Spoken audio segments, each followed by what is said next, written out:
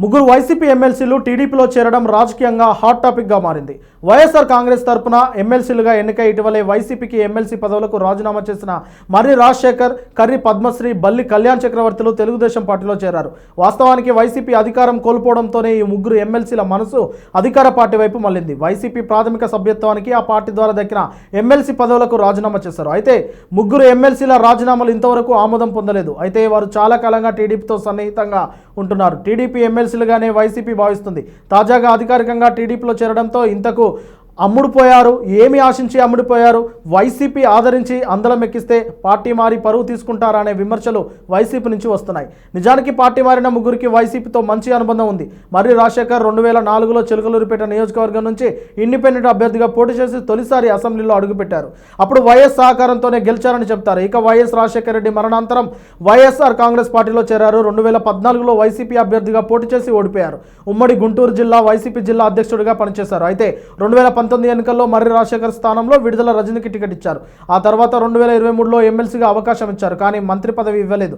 2024 ఎన్నికల్లోనూ టికెట్ ఇవ్వకపోవడంతో వైసీపీతో బంధానికి బ్రేక్ వేసుకున్నారు. అయితే ఇప్పుడు టీడీపీలోనూ మంత్రి పదవి దక్కే ఛాన్స్ కనిపించడం లేదు. మరి ఏ భరోసాతో పార్టీ మారారు? ఆర్థిక ప్రయోజనాలు ఆశించే వెళ్తున్నారా అనే విమర్శలు వినిపిస్తున్నాయి.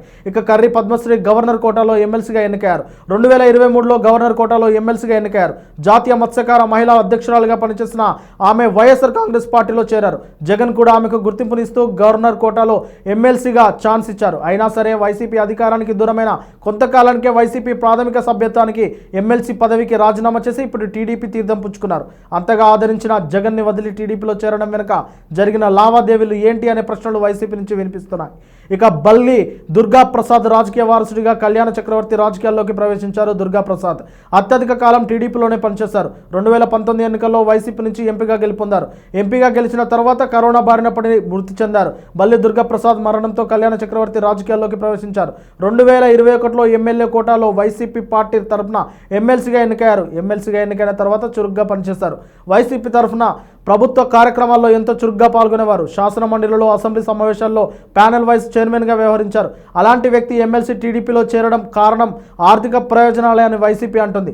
ప్రత్యక్ష ఎన్నికల్లో అవకాశం ఇవ్వలేకపోయినా మండలికి పంపించామని జగన్ గౌరవించారని, ఇప్పుడు పార్టీ మారడం వలన లాభం ఏంటి, ఎన్ని కోట్లు ఇచ్చి పసుపు పార్టీ కండువ కప్పుకున్నారని వైసీపీ అంటుంది.